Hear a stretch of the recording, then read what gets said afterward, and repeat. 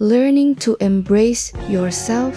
Do you know who stays with you the longest in this lifetime? It isn't your parents. It isn't your closest friends. And it isn't even the person you love the most.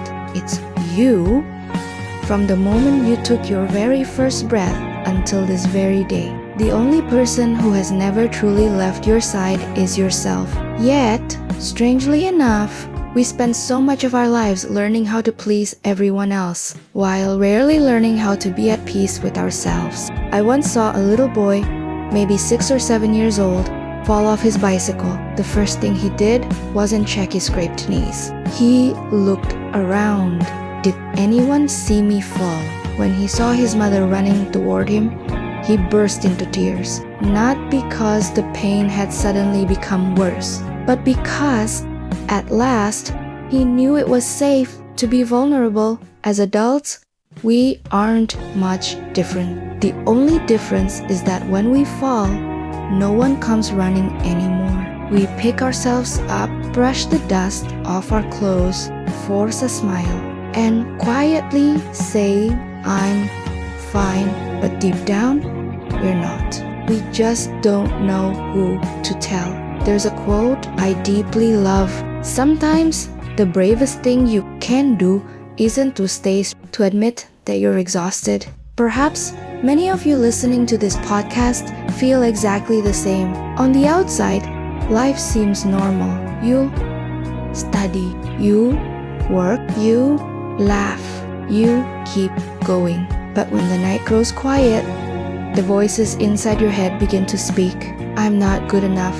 I messed everything up. Everyone must be disappointed in me. Why does everyone else seem to be moving forward while I'm standing still? The saddest part is those voices don't come from strangers. They come from ourselves. If someone spoke to you that way every single day, would you choose to stay around them? Probably not. Yet many of us have lived with that voice inside our own minds for years. Psychologist Kristin Neff, who has spent decades studying self-compassion, discovered something fascinating. Most people believe that if they stop criticizing themselves, they'll become lazy. They think harshness is what keeps them motivated. But research shows the opposite. People who treat themselves with kindness after failure tend to recover faster, give up less often, and persevere much longer because they don't waste their energy hating themselves. They use that energy to keep moving forward.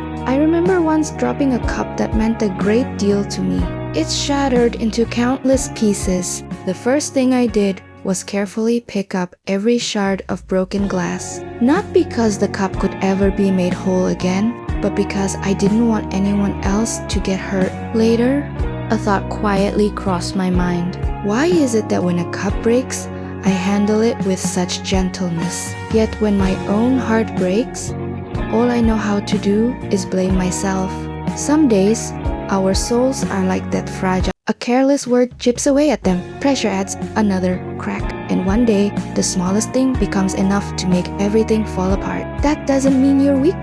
It simply means you've been carrying too much for far too long. Nature offers us a beautiful reminder. After a devastating wildfire, it often looks as though everything has come to an end. Yet some plants can only begin to grow after the intense heat of a fire. Their seeds lie quietly beneath the earth for years, waiting, not too early, not too late, simply waiting for the right season. Perhaps we're the same. Sometimes we think we're falling behind, when in reality, we're simply growing roots. Not every season is meant for blooming, and that's perfectly okay. I once came across a sentence that stayed with me. Don't compare chapter 2 of your life to someone else's chapter 20. Everyone lives by a different clock. Some people discover their dream at 18. Others don't find what truly lights them up until they're 40. Some spend years simply learning how to smile at the person staring back from the mirror. No one is ever late in their own story. If today you feel like you've accomplished nothing, remember everything you've already survived. There were days when you believed you wouldn't make it through. Yet,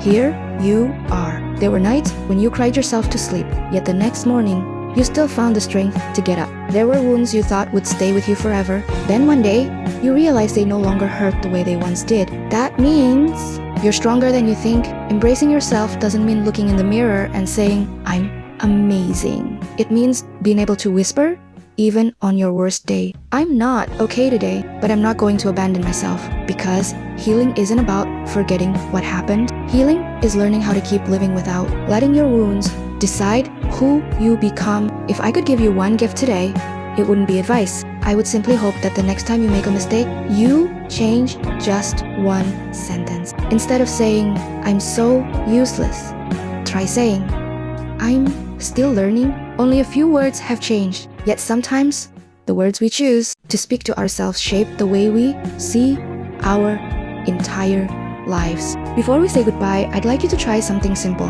Not right now. Maybe tonight, when everything has become quiet, put your phone aside for just a few minutes. Place your hand gently over your heart. Listen to its steady rhythm. Quiet, faithful, patient. It has never stopped beating for you. Not once. Your heart has never asked whether you were successful today, how much money you earned, or whether you were better than anyone else. It simply keeps doing what it has always done, keeping you alive. Perhaps we should learn to treat ourselves the way our hearts have always treated us, with a little more patience, a little more gentleness, a little more forgiveness, and a little more faith. And if today you're still searching for a place where you truly belong, remember this. The first place you need to come home to isn't a city. It isn't a house, and it isn't someone else's embrace. It's yourself. Because once you learn to embrace yourself, the world may still be filled with storms, but within you, there will always be a quiet place you